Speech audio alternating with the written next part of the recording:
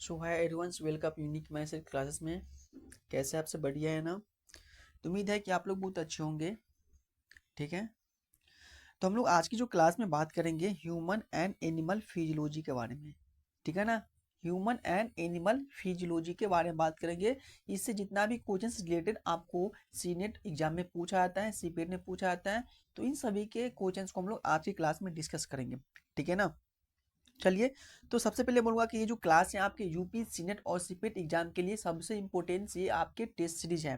ठीक है ना, यहाँ पे आपको free of cost her cheese online मिलेंगे। ठीक है ना, आपको फिजिक्स का, केमिस्ट्री का, ठीक है, नर्सिंग एप्टीट्यूड का, इसके साथ साथ आपको बायोलॉजी का और इंग्लिश का सारा टेस्ट सीरीज यहाँ पे आपको फ्री ऑफ कॉस्ट मिलेगा। आपको एक भी रुपया यहाँ पे नहीं करना पड़ेगा। ठीक है ना, और सबसे अच्छी बात ये है कि ये जो मैं आपको जो टेस्ट सीरीज दिया हूँ इसमें से आपको 2026 में 100% कोचेस आपको यहाँ से देखने को मिलेगा। ठीक है ना, यदि मैं बात करूँ 2025 के बारे में, तो 2025 में क्या हुआ था कि जो मैं आपको टेस्ट सीरीज दिए थे इसमें से आपको पूरा कोचेस मिल गया था। ठीक है ना, यानी कि 100 में 100 कोचेस मिला था। तो इस साल भी मेरा उम्मीद यही रहेगा कि आप सबको अच्छे से, आपको इस साल की भी एग्जाम अच्छे से बेटर से हो पाए। ठीक है ना, तो सबसे पहले जो भी बच्चों मेरे चैनल को सब्सक्राइब नहीं किए होंगे तो सबसे पहले सब्सक्राइब कर लेना और बेल आइकन प्रेस करना ना भूलना, क्योंकि जब तक आप लोग सब्सक्राइब नहीं किए रहेंगे तो जो भी मेरे क्लास होता है, जो भी आप मेरे क्लास का नोटिफिकेशन होता है आपके पास नहीं पहुंच पाएगा। ठीक है ना, क्योंकि आप लोग ऐप ऐप तो मेरे पास है नहीं, क्योंकि आप मेरे ऐप में इंक्लूड तो है नहीं। ठीक है ना, तो आपको सब्सक्राइब कर लेंगे तब आपके पास नोटिफिकेशन हर एक क्लास का पहुंचेगा। ठीक है ना बच्चों। हाँ, तो यहाँ पे जो कोजेस हैं आपको इंग्लिश में मिलेगा और इसके साथ साथ मैं इसको हिंदी में भी बताता हूँ। तो दोनों मीडियम के बच्चों के लिए काफ़ी इंटरेस्टिंग रहने वाला है। ठीक है ना, किसी को दिक्कत नहीं होगा, हिंदी को हो या इंग्लिश मीडियम के स्टूडेंट हो। तो जैसे कि मैं इंग्लिश वाले क्वेश्चंस को हिंदी में बोल ही देता हूँ, तो आपको इसमें आंसर सिर्फ ढूंढना पड़ेगा।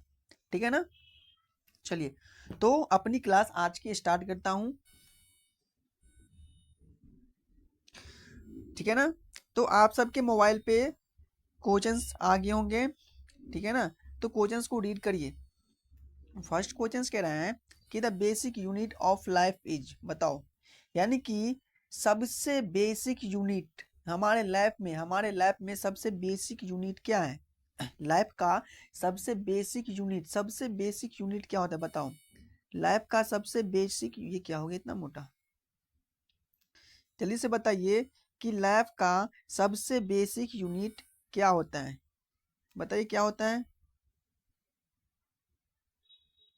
क्या हम बोल सकते हैं। बताओ क्या हम बोल सकते हैं लैब का सबसे बेसिक यूनिट क्या होता है। तो हम लोग टिश्यू बोल सकते हैं, या ऑर्गन बोल सकते हैं, या सेल बोल सकते हैं, या ऑर्गेनिज्म बोल सकते हैं। तो आप लोग सेल चैप्टर में पढ़े होंगे कि जो बेसिक यूनिट होता है हमारे लैब का, वो क्या होता है, आपका सेल होता है। क्या होता है, वो सबसे जो बेसिक यूनिट होता है हमारे लैब में क्या होता है, वो आपका सेल होता है। इसका आंसर क्या हो जाएगा, सेल। ठीक है ना, तो आपको पता होगा कि सेल से मिल मिल के क्या बना होता है, सेल से मिल मिल के क्या बना होता है, टिश्यू बना होता है। टिश्यू से मिल के क्या बना होगा, ऑर्गन बना होगा। ठीक है ना, ऑर्गन से मिल के क्या बना होगा, ऑर्गन सिस्टम बना होगा। और सारा ऑर्गन सिस्टम जब एक साथ मिलता है, ठीक है ना, तो एक क्या बनता है, एक ऑर्गेनिज्म बनता है, एक इंडिविजुअल पर्सन बनता है, वैसे हम लोग हैं। ठीक है ना, तो हमारे लाइफ का जो सबसे स्मॉलेस्ट बोल सकते हैं या सबसे बेसिक यूनिट बोल सकते हैं, तो वो सेल होता है। क्लियर सभी को। तो क्या हो जाएगा, बेसिक यूनिट सेल हो जाएगा। अगला क्वेश्चन है आपका कि power house of cell is, बताइए। यानी कि सेल का पावर हाउस किसे कहते हैं, सेल का पावर हाउस किसे कहते हैं। तो सेल के पावर हाउस हम लोग न्यूक्लियस को बोलते हैं, या माइटोकॉन्ड्रिया को बोलते हैं, या राइबोसोम्स को बोलते हैं, या लाइसोसोम को बोलते हैं। तो आपको पता होगा कि जो power house of cell, cell के पावर हाउस किसको बोलते हैं। तो बच्चों सेल का जो पावर हाउस होता है उसको हम लोग बोलते हैं माइटोकॉन्ड्रिया। ठीक है ना, पावर हाउस ऑफ सेल क्या हो जाएगा, तो माइटोकॉन्ड्रिया को हम लोग क्या बोलते हैं, सेल का पावर हाउस बोलते हैं। ठीक है ना, पावर हाउस बोलते हैं, सेल का पावर हाउस माइटोकॉन्ड्रिया को बोलते हैं। ठीक है ना, यदि आपसे पूछेगा कि प्रोटीन के फैक्ट्री किसको बोलते हैं, तो भाई प्रोटीन के फैक्ट्री हम किसको बोलते हैं, बताओ, राइबोसोम को बोलते हैं। ठीक है ना, आपको जितना क्वेश्चंस यहाँ पे करना है कर लीजिए, क्योंकि यहाँ पे आपको हर एक क्वेश्चंस आपके एग्जाम के लिए सबसे इम्पोर्टेंट है। तो मैं आपको हर एक क्लास में बोलता हूँ कि बच्चों जो मैं आपको क्वेश्चंस करवा रहा हूँ, जो आपके एग्जाम के लिए काफ़ी ज़्यादा इम्पोर्टेंट है और आपको यहीं से क्वेश्चंस देखने को मिलेगा। ये हो सकता है कि आगे पीछे क्वेश्चंस कर देगा या उसको यानी कि आगे पीछे का मतलब कॉन्सेप्ट को क्या करेगा, चेंज कर सकता है, ठीक है ना। यानी कि क्वेश्चंस को घुमा के पूछेगा लेकिन क्वेश्चंस आपको इसी टाइप में देखने को मिलेगा, ठीक है ना। अगला क्वेश्चन से आपका कि डीएनए इज प्रेजेंट इन, बताओ डीएनए कहाँ पे प्रेजेंट होता है, डीएनए कहाँ पे प्रेजेंट होता है। न्यूक्लियस में डीएनए प्रेजेंट होता है, या साइटोप्लाज्मा में प्रेजेंट होता है, या सेल वॉल में प्रेजेंट होता है, या वैक्यूल्स में प्रेजेंट होता है। तो बताइए कि जो डीएनए होता है, डीएनए वो डीएनए कहाँ पे प्रेजेंट होता है। तो बच्चों जो डीएनए होता है, ठीक है ना, जिसको बोलते हैं बताओ डीएनए का फुल फॉर्म क्या होता है, डीऑक्सी राइबो न्यूक्लिक एसिड। हाँ, तो डीएनए जो होता है ना वो होता है आपको न्यूक्लियस के पास होता है। किसके पास होता है, तो डीएनए न्यूक्लियस के पास होता है, ठीक है ना। इसका आंसर क्या हो जाएगा, ए इसका राइट आंसर। और आप लोग जो क्वेश्चंस कर रहे हैं इसमें पीवाईबी क्वेश्चन से है, ठीक है ना, पीवाईक्यू इंक्लूड किया गया इसमें। अगला क्वेश्चन से आपका कि राइबोसोम आर रिस्पॉन्सिबल फॉर, बताइए राइबोसोम जो होता है वो किसके लिए रिस्पॉन्सिबल होता है, राइबोसोम्स क्या बनाता है, बताइए। सबसे अच्छी बात है कि राइबोसोम्स का काम क्या होता है।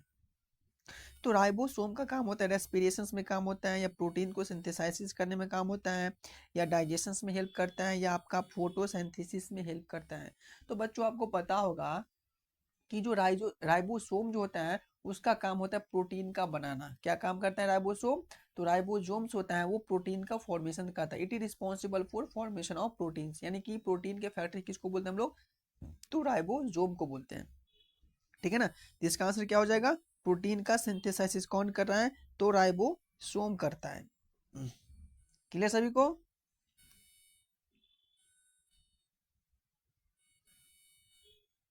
चलिए अगला क्वेश्चन से आपका कि सेल मेम्ब्रेन चीज बताइए, यानी कि सेल मेम्ब्रेन को हम लोग क्या बोलते हैं, बताइए सेल मेम्ब्रेन को हम लोग क्या बोलते हैं। सेल मेम्ब्रेन को हम लोग परमिएबल मेम्ब्रेन बोलते हैं, या इम्परमिएबल बोलते हैं, या सेमी परमिएबल बोलते हैं, या रिजिड बोलते हैं।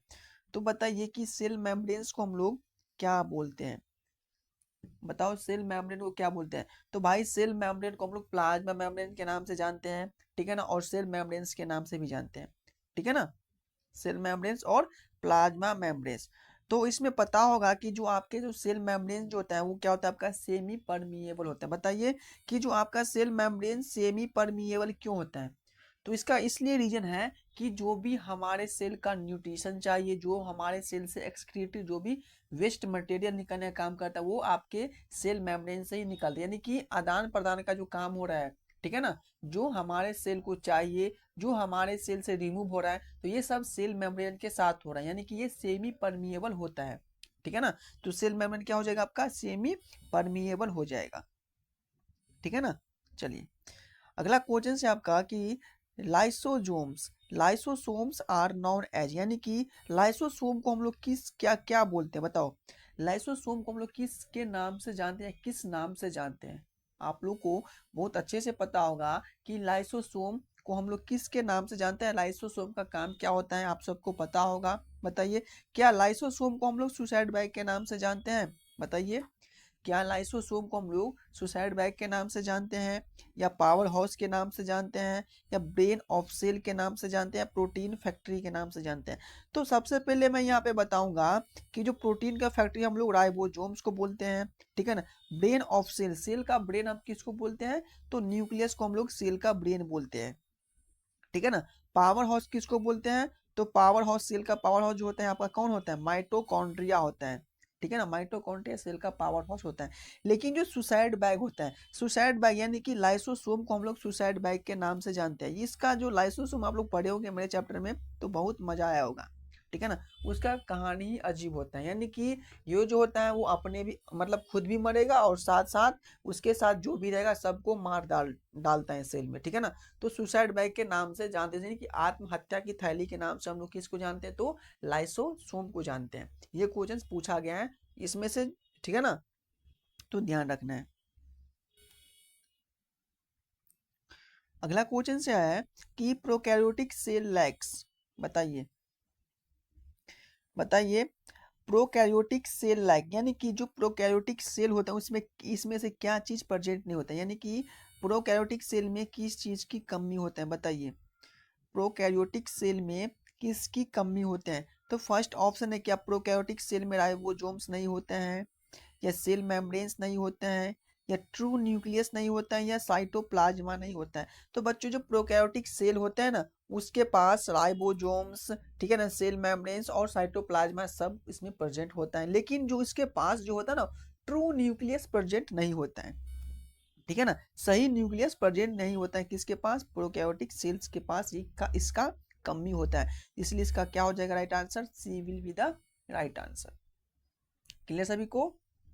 देखिए इसी प्रकार से मैं आप लोगों को हर एक चैप्टर लूंगा टेस्ट, ठीक है ना, हर एक चैप्टर से मैं इसलिए ले रहा हूँ ताकि आप लोग को अच्छे से आप लोग का कॉन्फिडेंस के साथ साथ आपका क्या होगा, बताओ क्या होगा, यानी कि क्वेश्चंस प्रैक्टिस करने के लिए आपके ज़्यादा ज़्यादा क्वेश्चंस चाहिए, तो इसलिए मैं हर एक चैप्टर लिया हूँ ताकि आपको अच्छे से क्वेश्चंस आप लोग कंप्लीट कर पाए। तो मेरा उम्मीद यही रहेगा कि आप सबको, कि आप सब, मैं जितना भी आप लोगों को मैं ये टेस्ट दिया हूँ, जितना भी क्वेश्चंस ले रहा हूँ, जितना चैप्टर का करवा रहा हूँ, तो आपको हर एक चैप्टर को अच्छे से करिए, एक चैप्टर को 2-3 बार देखिए और याद कर लीजिए क्वेश्चंस, सबके लिए सबसे इम्पोर्टेंट क्वेश्चंस हैं, ठीक है ना बच्चों। तो उसी प्रकार से यदि आप लोग बिहार बीएससी नर्सिंग के इसमें कोई भी बच्चा होगा या कहीं पर भी होगा तो इसके रिलेटेड में इससे रिलेटेड क्वेश्चंस आपको देखने को मिलेगा, ठीक है ना, लेकिन मैं इन सब के लिए आपका अलग बैच लाऊंगा, ठीक है ना, सबको मैं एमसीक्यू का।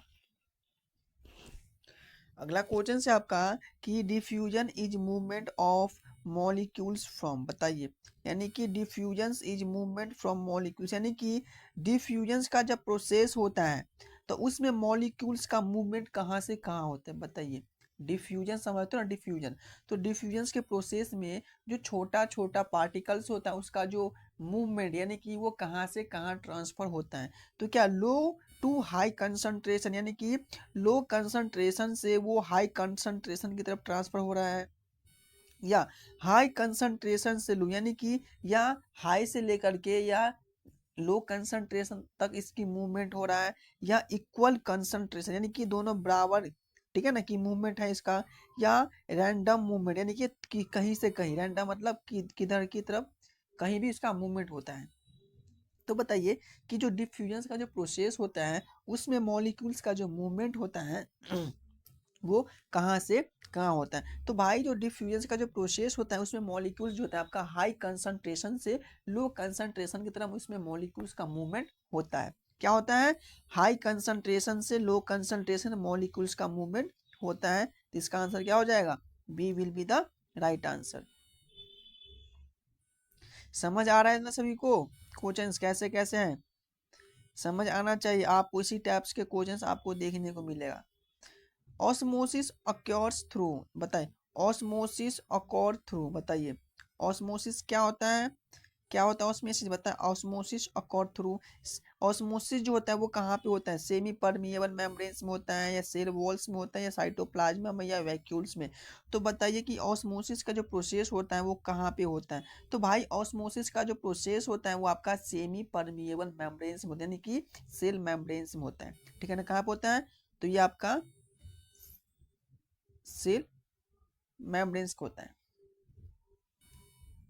अगला क्वेश्चन है कि the largest cell organelle is, बताओ, यानी कि हमारे सेल में सबसे लार्जेस्ट सेल, यानी कि the largest cell organelle is, यानी कि सेल में सबसे लार्जेस्ट ऑर्गेनली क्या होता है, बताइए। जो सेल होता है ना सेल का जो सबसे लार्जेस्ट ऑर्गेनली होता है उस ऑर्गेनली का नाम आपको बताना है। क्या न्यूक्लियस सबसे लार्जेस्ट होता है आपके सेल में, या माइटोकॉन्ड्रिया होता है बच्चों, बताओ, ये गोल्जी बॉडी होता है या वैक्यूल्स होता है, तो आपको पता होगा कि जो सेल में जो सबसे लार्जेस्ट ऑर्गेनली होता है वो आपका न्यूक्लियस होता है, क्या होता है बच्चों, आपका ये न्यूक्लियस होता है। क्लियर सभी को, समझ में आ रहा है ना?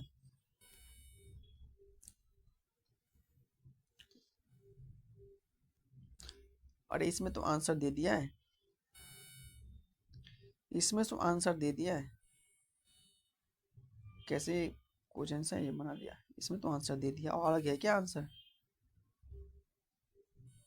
चलिए कोई नहीं, इसमें आंसर दे दिया है, कोई नहीं, देख लो, आंसर दे दिया तो क्या हो गया, आंसर तो मैं देने के लिए तैयार था बट इसमें आंसर दे दिया है ना, तो ऊपर भी देख लेता हूँ। देखो ये क्वेश्चन कह रहा है कि फादर ऑफ जेनेटिक इज, बताओ, यानी कि जेनेटिक की फादर किसको बोलते हैं हम लोग, जेनेटिक का फादर किसको बोलते हैं? डार्विन को बोलते हैं, या मेंडल को बोलते हैं, या लैमार्क को बोलते हैं, या मॉर्गन को बोलते हैं? जो जेनेटिक की फादर हम लोग मेंडल को बोलते हैं। यहाँ पे आंसर है क्या है? B will be the right answer. अगला क्वेश्चन से आपका कि Mendel's work on, Mendel worked on, यानी कि मेंडल ने जो अपना रिसर्च किया था वो किस पे किया था? तो आपको पता होगा कि जो मेंडल ने रिसर्च किया था वो आपको पी प्लांट पे किया था, यानी कि मटर के पौधा पर क्या किया था? मेंडल ने रिसर्च किया था, ठीक है ना। अगला क्वेश्चन से आपका कि the law of segregation is also called, यानी कि law of segregation is also called, क्या बोलते हैं? तो लॉ ऑफ सिग्रीगेशन को हम लोग law of purity of gametes के नाम से जानते हैं, इसलिए इसका आंसर क्या हो जाएगा? ए इसका राइट आंसर। अगला है कि chromosome are made up of, हाँ ये बताइए कि क्रोमोसोम का जो फॉर्मेशन होता है या क्रोमोसोम जो बना होता है किसका बना होता है? बताइए, क्रोमोसोम किसका बना होता है? बताइए, क्रोमोसोम किसका बना होता है? डीएनए प्रोटीन्स का बना होता है, या लिपिड एंड प्रोटीन्स का बना होता है, या कार्बोहाइड्रेट्स का बना होता है, या आपका राइबोन्यूक्लिक एसिड्स का बना होता है? तो बच्चों जो डीएनए जो बना होता है ना, डीएनए में आपको, यदि आप लोग ध्यान से सुने होंगे मेरा क्वेश्चन, तो सबसे फर्स्ट क्वेश्चन आपके डीएनए के बारे में ही बताया हूँ, ठीक है ना। तो जो भी बच्चों ध्यान से सुने होंगे तो इसका आंसर आराम से दे पाओगे कि डीएनए किसका बना होता, सॉरी ये क्रोमोसोम किसका बना होता है? तो क्रोमोसोम डीएनए और प्रोटीन्स का बना होता है। किसका बना होता है? डीएनए और प्रोटीन्स का ये जो होता है आपका क्रोमोसोम बना होता है। क्लियर सभी को?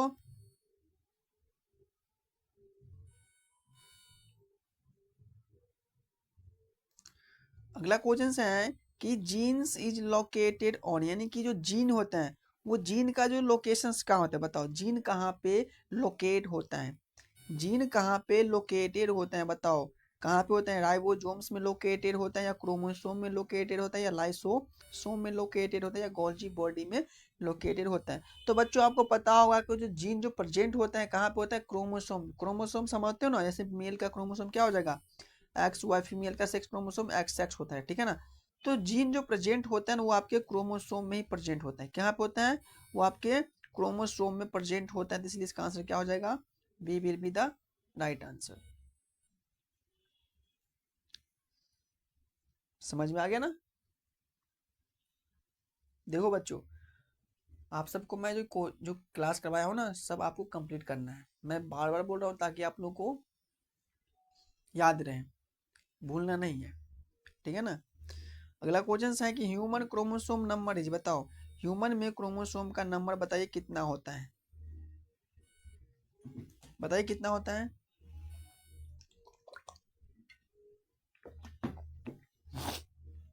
बताइए कि ह्यूमन में क्रोमोसोम का नंबर कितना होता है? कितना होता है? 26 होता है। कितना होता है? ये नंबर में पूछा गया है, पेयर में नहीं पूछा गया, तो ध्यान देना इस पे। कितना होता है? 26 होता है, या 46 होता है, या 44 होता है, या 48 होता है? तो भाई जो इसमें नंबर में पूछा गया है ना, तो ह्यूमन में क्रोमोसोम का नंबर 46 होता है। यहीं पे यदि पेयर में पूछा होता, यहीं पे यदि पेयर में पूछा होता तो इसका क्रोमोसोम का नंबर कितना हो जाता? 23 हो जाता पेयर में। लेकिन ये नंबर में पूछा है तो नंबर में 46 हो जाएगा। अब पेयर में क्या हो जाएगा? एक पेयर में दो क्रोमोसोम, यानी कि 23 पेयर्स में 46 क्रोमोसोम हो जाएगा, ठीक है ना। तो ये नंबर में पूछा गया इसलिए 46 क्रोमोसोम हो जाएगा। अगला क्वेश्चन है कि सेक्स क्रोमोसोम इज फीमेल, बताए फीमेल का सेक्स क्रोमोसोम बताइए। क्वेश्चन से हम लोग कल ही किए थे। फीमेल का सेक्स क्रोमोसोम बताइए। बताइए कि फीमेल्स का जो सेक्स क्रोमोसोम का नंबर क्या होता है? एक्स वाई होता है, या एक्स एक्स होता है, या एक्स वाई वाई होता है, या एक्स ओ होता है? तो ये दोनों होगा ही नहीं। बताइए फीमेल का क्रोमोसोम नंबर क्या होता है? आपका एक्स एक्स होता है। क्या होता है? एक्स एक्स जो है आपका वो फीमेल का क्या है? क्रोमोसोम नंबर है।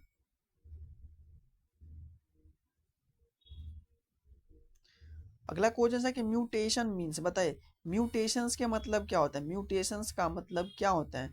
तो म्यूटेशंस का मतलब हम लोग बोल सकते हैं कि जेनेटिक चेंज, यानी कि जेनेटिक चेंज को हम लोग म्यूटेशन बोल सकते हैं, या ग्रोथ को हम लोग म्यूटेशन बोल सकते हैं, रेस्पिरेशंस को हम लोग म्यूटेशन बोल सकते हैं, या डाइजेशंस को हम लोग म्यूटेशन बोल सकते हैं। तो बताइए कि म्यूटेशंस का मतलब क्या होता है बच्चों। तो म्यूटेशंस का मतलब क्या होता है कि जेनेटिक चेंज, यानी कि बोलते हैं ना कि भाई ये अपने पापा की तरह ये नहीं हुआ है, बोलते हैं ना अपने भाई बहन में कि ये भाई की पापा की तरफ नहीं हुआ है, ये मम्मी की तरह नहीं हुआ है, ठीक है ना। तो ये क्या है, ये म्यूटेशन चेंज, यानी कि वो क्या है, जेनेटिक चेंजेस है। इसमें क्या है, ऐसे देखते होंगे कि कुछ बच्चे में उसके जैसे कि मान लो उसके पापा का बाल उड़ गया है, ठीक है ना, लेकिन इस बच्चे का 40 50 60 यानी कि बूढ़ा हो जाता है, फिर इसका बाल नहीं जाता है इस मैन को।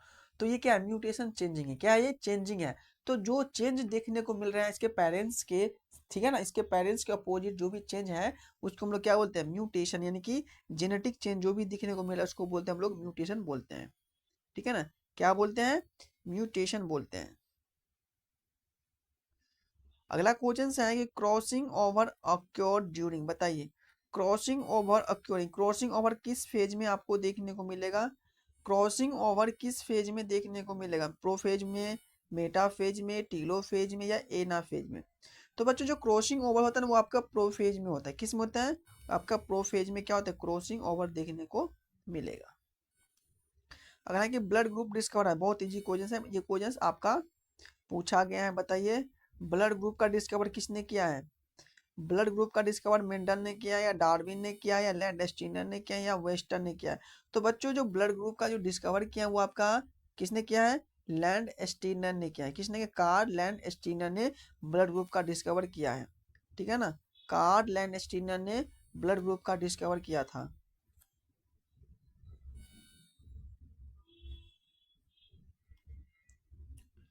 अगला क्वेश्चन है कि डाइजेशन ऑफ प्रोटीन्स बीइंग, बताओ जो प्रोटीन्स का जो डाइजेशन होता है वो कहाँ से होता है, बताइए प्रोटीन का डाइजेशन बीइंग सीन, बताइए कहाँ होता है प्रोटीन का डाइजेशन, बताइए कहाँ पे होता है, माउथ में होता है, या स्टमक में होता है, इंटेस्टाइन में होता है, या लीवर में होता है।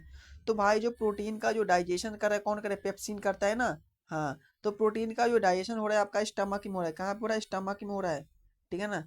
स्टमक में क्या हो रहा है, प्रोटीन का डाइजेशन होता है। अगला क्वेश्चन है कि largest gland in human body, सबसे इंपोर्टेंस क्वेश्चंस, ये भी क्वेश्चंस पूछा गया। बताइए लार्जेस्ट ग्लैंड, बताइए ह्यूमन बॉडी का सबसे लार्जेस्ट ग्लैंड कौन सा है, कौन सा है, लीवर है, पेनक्रियाज है, या थायराइड है, या किडनी है। तो भाई किडनी क्या होता है, किडनी के ऊपर में ग्लैंड होता है, इस ग्लैंड का नाम है आपका एड्रीनल ग्लैंड। क्या नाम है, एड्रीनल ग्लैंड, यानी कि दोनों साइड आपको देखने को मिलेगा, राइट और लेफ्ट। तो बताइए कि जो लार्जेस्ट ग्लैंड आपकी ह्यूमन बॉडी का कौन सा हो जाएगा। तो ह्यूमन बॉडी का जो सबसे लार्जेस्ट ग्लैंड क्या होता है, आपका लीवर होता है। क्या होता है, लीवर जो होता है वो आपके सबसे लार्जेस्ट ग्लैंड है ह्यूमन बॉडी का, ठीक है ना। अगला क्वेश्चन है कि नॉर्मल ह्यूमन बॉडी टेम्परेचर, बताइए ह्यूमन का जो नॉर्मल बॉडी टेम्परेचर होता है वो कितना होता है, ह्यूमन में जो नॉर्मल बॉडी टेम्परेचर होता है वो कितना होता है, बताइए 35 degree Celsius, 36 degree Celsius, 37 degree Celsius, या 40 डिग्री सेल्सियस। तो वो सबको पता होगा कि जो ह्यूमन का जो सबसे नॉर्मल टेम्परेचर होता है यानी कि बॉडी टेम्परेचर 37 डिग्री सेल्सियस। यदि यही आपसे फॉरेन हाइट में पूछेगा तो 98.6 फॉरेन हाइट में हो जाएगा, ठीक है ना। फॉरेन हाइट में कितना हो जाएगा, 98.6 फॉरेन हाइट, डिग्री सेल्सियस में 37 डिग्री सेल्सियस। क्लियर सभी को।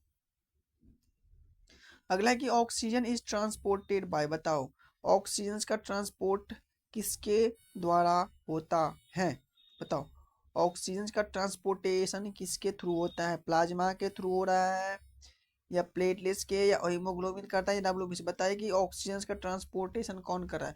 तो बच्चों ऑक्सीजन का जो ट्रांसपोर्टेशन होता है आपका ब्लड में होता है, ब्लड में होता है। ब्लड में कौन कर रहा है, तो हीमोग्लोबिन करता है। कौन करता है, हीमोग्लोबिन जो होता है आपका वो आपके क्या होता है, ऑक्सीजन के साथ बंधता है, ठीक है ना।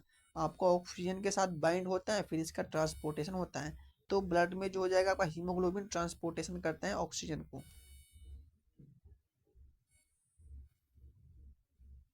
ठीक है ना। अगला क्वेश्चन है आपका कि फंक्शनल यूनिट ऑफ किडनी, यानी कि किडनी का फंक्शनल यूनिट बताओ। जैसे मैंने बताया आपको कि ह्यूमन में जो सबसे बेसिक यूनिट, हमारे लैब का सबसे बेसिक यूनिट क्या होता है, तो मैंने बताया सेल होता है। तो उसी प्रकार आपको किडनी का जो होता है ना, किडनी का फंक्शनल यूनिट बताओ, किडनी का फंक्शनल यूनिट कौन होता है।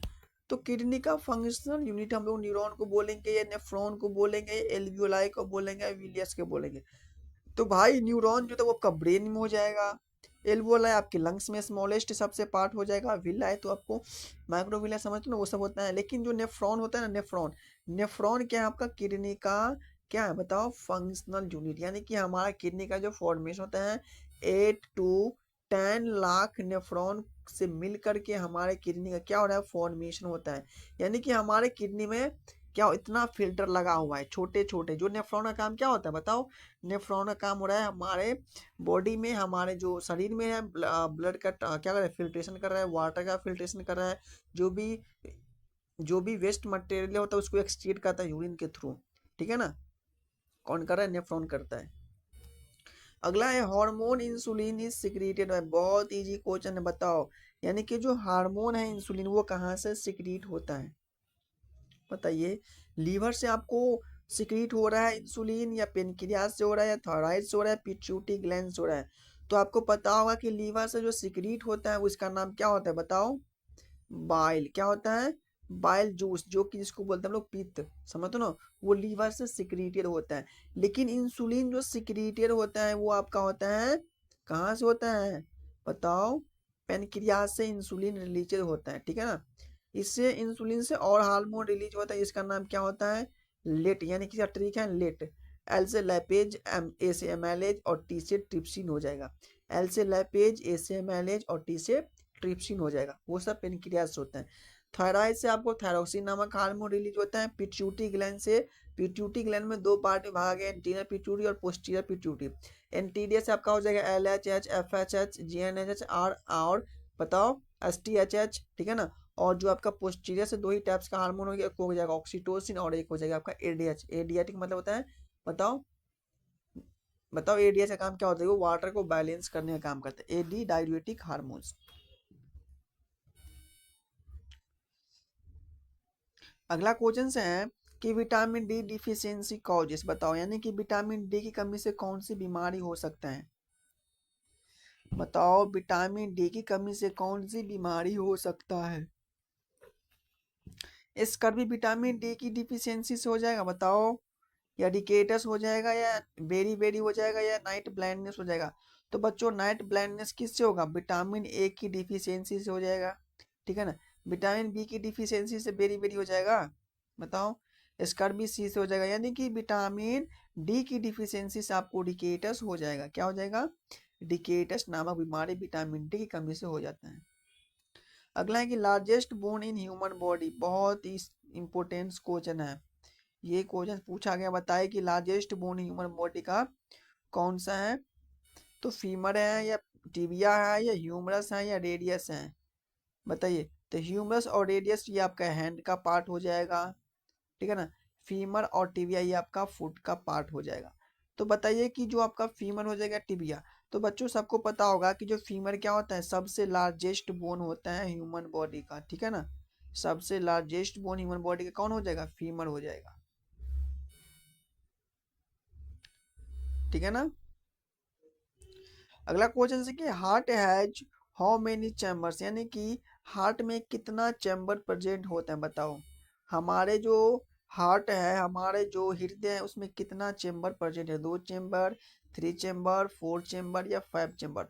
तो सबको पता होगा कितना चेम्बर है, 4 चेम्बर। हमारे ह्यूमन हार्ट में कितना चेम्बर प्रेजेंट होता है, 4 चेम्बर। ठीक है ना, 4 चेम्बर ह्यूमंस के हार्ट में प्रेजेंट होते हैं। नॉर्मल पल्स रेट पता है, बताओ। नॉर्मल पल्स रेट कितना होता है, बताइए।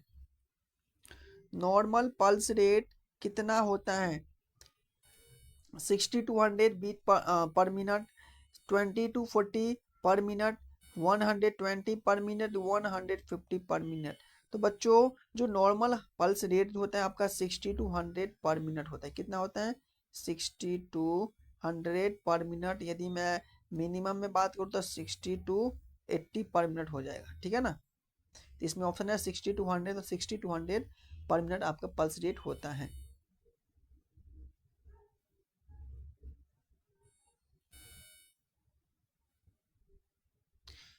अगला क्वेश्चन है कि फोटोसिंथेसिस अक्योर्स इन, बताओ फोटोसिंथेसिस अक्योर्स इन, बताओ फोटोसिंथेसिस कहाँ पे आपको देखने को मिलेगा। फोटोसिंथेसिस कहाँ पे होता है, माइटोकॉन्ड्रिया में, क्लोरोप्लास्ट, न्यूक्लियस या वैक्यूल। तो सबको पता होगा कि जो फोटोसिंथेसिस काम होता है क्लोरोप्लास्ट, क्लोरोफिल, क्लोरोप्लास्ट यानी कि जो पत्ती होता है ना, पत्ती पेड़ पौधे, इसमें क्या होता है क्लोरोफिल होता है, क्लोरोफिल में क्या होता है क्लोरोप्लास्ट होता है, वहीं पे क्या होता है आपका फोटोसिंथेसिस। तो इसलिए इसका आंसर हो जाएगा आपका बी राइट आंसर। अगला है कि green pigment in plant, plant में ग्रीन पिगमेंट क्यों होता है, बताओ प्लांट का रंग हरा क्यों होता है, कोई तो रीजन होगा ना। वैसे तो नहीं होगी प्लांट हरा होगा, हम लोग भी हरा हो सकते थे ना, तो हम लोग क्यों काली हैं ब्लैक है, बताओ। तो हम लोग में क्या होता है मेलानिन होता है, वही मेलानिन डिटरमाइन करते हैं कलर को। जिसमें ज़्यादा मेलानिन प्रेजेंट होगा वो ज़्यादा ब्लैक होगा, जिसमें बहुत कम मेलानिन प्रेजेंट होगा वो काफ़ी ज़्यादा सुंदर होगा, मतलब वो गोरा होगा। तो इसी प्रकार प्लांट में क्या है, जो प्लांट हमारा ग्रीन दिखता है क्लोरोफिल के कारण प्लांट ग्रीन दिखता है, या हीमोग्लोबिन के कारण, या कैरोटीन के कारण, या जेंथोनोफिली के कारण। तो बच्चों जो प्लांट जो ग्रीन दिखता है वो क्लोरोफिल यानी कि प्लांट में क्लोरोफिल प्रेजेंट होता है, जिसके कारण प्लांट क्या होता है आपका ग्रीन होता है। अगला क्वेश्चन है कि opening and closing of stomach control by, यानी कि बताओ कि opening and closing of stomach control by, बताओ यानी कि कह रहा है इसमें कि हमारे स्टमक को ओपनिंग होने के और क्लोज होने की जो प्रक्रिया होती है उसको कंट्रोल कौन कर रहा है, बताइए कौन कर रहा है। क्या बोल सकते हैं हम लोग कि गॉड सेल कर रहे हैं, या एपिडर्मिस कर रहे हैं, जाइलम्स या फ्लोएम, तो ये दोनों पार्ट तो प्लांट का हो जाएगा, ठीक है ना। तो बच्चों जो हमारे स्टमक का जो ओपन और जो क्लोज होने का जो कंट्रोल करने का काम करता है वो गार्ड सेल करता है, कौन करता है गार्ड सेल करता है, इसका आंसर ये हो जाएगा। अगला है कि transport of water in plants acquire through, बताओ वाटर का ट्रांसपोर्टेशन प्लांट में किसके थ्रू होता है। बहुत इजी क्वेश्चन है, ये क्वेश्चन पूछा गया, बताइए प्लांट में वाटर का ट्रांसपोर्टेशन कौन करता है, जाइलम करता है, फ्लोएम करता है, कॉर्टेक्स करता है, या से कैम्बियम करते हैं, बताइए जल्दी बताइए। तो बच्चों पता होगा कि जो प्लांट में जो वाटर का जो ट्रांसपोर्टेशन करता है वो आपका जाइलम करता है, ठीक है ना, कौन करता है जाइलम करता है, और फूड का ट्रांसपोर्टेशन फ्लोएम करता है, ठीक है ना। जाइलम का क्या काम है, जाइलम का काम है प्लांट में वाटर का ट्रांसपोर्टेशन करने का, और फूड का फ्लोएम का काम करते हैं, ठीक है।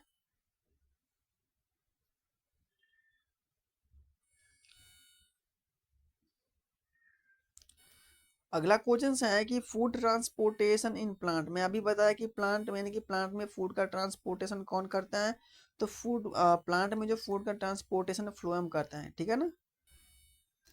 अगला कि पॉलिनेशन बाय इंसेक्टाइज, बताओ इंसेक्टा के द्वारा जो पॉलिनेशन होता है इसको हम लोग क्या बोल सकते हैं, हाइड्रोफिली, एंटोमोफिली, या एनिमोफिली, या जूफोली, बताइए जो पॉलिनेशन कीड़े मकोड़े के द्वारा होता है उसको हम लोग क्या बोल सकते हैं, जल्दी से बताइए। तो बच्चों जो कीड़े मकोड़े के द्वारा जो पॉलिनेशन होता है इसको हम लोग बोलते हैं एंटोमोफिली, क्या बोल सकते हैं एंटोनोफिली, एंटोमनोफिली।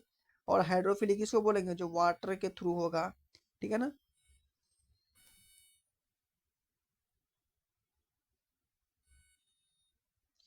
अगला क्वेश्चन है कि सीड जर्मिनेशन रिक्वायर्स, बताइए सीड को जर्मिनेशन होने के लिए किस चीज की आवश्यकता होती है, यानी कि बीज को जन्मने के लिए, जन्मने समय तो नहीं, यानी कि बीज को उपजने के लिए किसकी आवश्यकता होती है, बताओ बीज को जन्मने के लिए किसकी आवश्यकता होती है, किसकी होती है, वाटर की, ऑक्सीजन की, सुटेबल टेम्परेचर की, या ऑल ऑफ दी एवो। तो बच्चों जो बीज को, जो बीज में जो अंकुरन होने के लिए जो आवश्यकता होते हैं, बीज को अंकुरित होने के लिए जो आवश्यकता होती है वो सबसे इम्पोर्टेंट क्या हो जाएगा, बताओ वो सबसे इम्पोर्टेंट क्या हो जाएगा, इसको वाटर भी चाहिए, इसको ऑक्सीजन भी चाहिए, एक सुटेबल टेम्परेचर भी चाहिए जहाँ वो सर्वाइव आराम से कर पाए, यानी कि ऑल ऑफ दी एबोव हो जाएगा। यानी कि एक बीज को जर्मिनेशन होने के लिए ऑक्सीजन चाहिए, वाटर चाहिए, सुटेबल टेम्परेचर चाहिए, ये सब चाहिए, एक लैंड अच्छा है, ठीक है ना।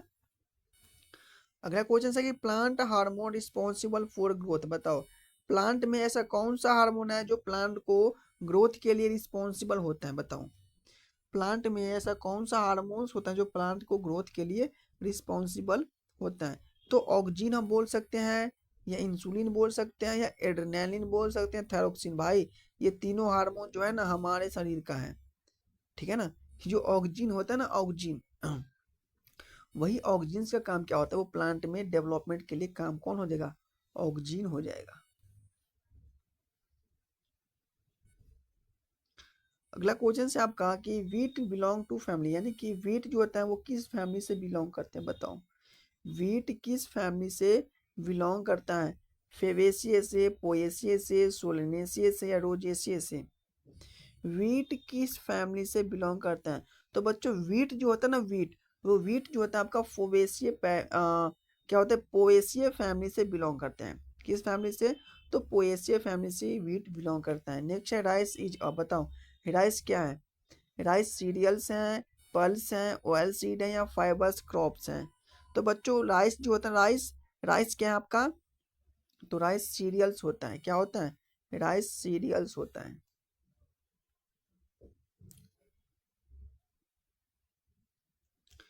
अगला क्वेश्चन है कि study of ecosystem is called, यानी कि इकोसिस्टम के स्टडी को हम लोग क्या बोलते हैं, सॉरी, इकोसिस्टम के स्टडी को क्या बोलते हैं, बायोलॉजी बोलते हैं, इकोलॉजी बोलते हैं, जेनेटिक्स बोलते हैं, बॉटनी बोलते हैं। तो जल्दी से बताइए कि इकोसिस्टम के स्टडी को हम लोग क्या बोलते हैं। तो इकोसिस्टम के स्टडी को हम लोग इकोलॉजी बोलते हैं। क्या बोलते हैं बच्चों, इकोलॉजी बोलते हैं, इकोलॉजी बोलते हैं हम लोग किसको, इकोसिस्टम के स्टडी को। जेनेटिक स्टडी यानी कि जनरेशन को स्टडी करता है, जेनेटिक बोलते हैं, ठीक है ना। बॉटनी प्लांट के स्टडी को हम लोग बॉटनी बोलते हैं, ठीक है ना। जिसमें जिसमें एनिमल्स और ह्यूमंस यानी कि दोनों के बारे में स्टडी करते हैं, इसको हम लोग बायोलॉजी बोलते हैं, ठीक है ना। अगला क्वेश्चन है कि ओजोन लेयर प्रोटेक्ट फ्रॉम, बताओ ओजोन का जो लेयर होता है वो ओजोन लेयर को प्रोटेक्ट करता है, बताइए ओजोन लेयर किस चीज को प्रोटेक्ट करता है। इन्फ्रारेड रे को प्रोटेक्ट करता है, यूवी रे को प्रोटेक्ट करता है, एक्सरे को प्रोटेक्ट करता है, गामा रे को प्रोटेक्ट करता है। तो बच्चों ओजोन का जो लेयर होता है ना वो आपका यूवी रे को प्रोटेक्ट करता है, ठीक है ना। यूवी रे से जो प्रोटेक्ट करने का जो काम कर रहा है आपका ओजोन लेयर करता है, ठीक है ना। ओजोन लेयर का काम क्या होता है, वो यूवी रे से प्रोटेक्शन करने का काम करता है। अगला क्वेश्चन है कि एग्जाम्पल ऑफ प्रोड्यूसर, बताओ प्रोड्यूसर का एग्जाम्पल इसमें से आपको बताना है, इसमें से आपको प्रोड्यूसर का एग्जाम्पल बताना है। बताइए कौन सा प्रोड्यूसर इसमें हो जाएगा। तो प्लांट प्रोड्यूसर है, एनिमल प्रोड्यूसर है, या फंगी है, बैक्टीरिया। तो बच्चों एनिमल प्रोड्यूसर है, बताओ प्रोड्यूसर एनिमल्स नहीं है, फंगी भी नहीं है, बैक्टीरिया भी, यानी कि ये तीनों जो है कंज्यूमर है, ठीक है ना। ये तीनों जो पार्ट आप लोग देख रहे होंगे, ये तीनों पार्ट जो आप लोग देख रहे होंगे, ठीक है ना, ये तीनों जो आप लोग देख रहे होंगे ये तीनों कंज्यूमर है। एक ही इसमें प्रोड्यूसर कौन है, प्लांट क्या है, प्रोड्यूसर है। अगला क्वेश्चन है कि एग्जांपल ऑफ डिकम्पोजर, बताओ डिकम्पोजर का काम क्या होता है। सबसे पहले आपको पता होना चाहिए कि डिकम्पोजर होता क्या है। तो डिकम्पोजर मतलब होता है कि जो भी हमारे अपशिष्ट पदार्थ हैं हमारे लैंड में, ठीक है ना, इसको मिट्टी में मिलाने का काम कर रहे हैं, ठीक है ना, इसको डिकम्पोज करने हैं क्या। तो डिकम्पोजर कौन हो जाएगा, बैक्टीरिया हो जाएगा डिकम्पोजर, प्लांट हो जाएगा, या एनिमल्स, या फिशेस। तो भाई डिकम्पोजर कौन हो जाएगा, कौन जो होता है मिट्टी में किसी भी चीज को मिला देता है।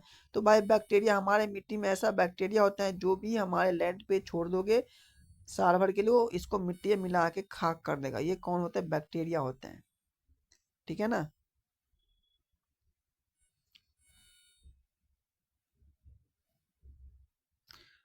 अगला क्वेश्चन है कि मलेरिया इज कॉज्ड बाय, बताओ मलेरिया आपको कब पकड़ेगा, मलेरिया का कॉज होने का कारण क्या है।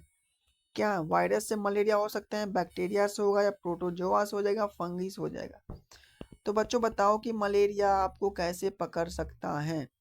तो मलेरिया काटने का क्या हो जाएगा आपका, प्रोटोजोआ, यानी कि प्रोटोजोआ मलेरिया का वाहक होता है, मच्छर काटने से होता है, ठीक है ना। तो जो मलेरिया का जो वाहक होता है, जो मलेरिया जो आपको कॉज हो जाएगा, वो आपके प्रोटोजोआ से होता है, ठीक है ना, यानी कि मच्छर को काटने से मलेरिया होता है, ठीक है ना।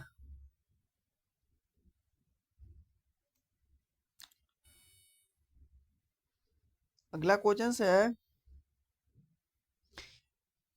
Dengue is spread by, dengue is spread by, बताओ, dengue is spread by horse fly, mosquito, डेट या राव।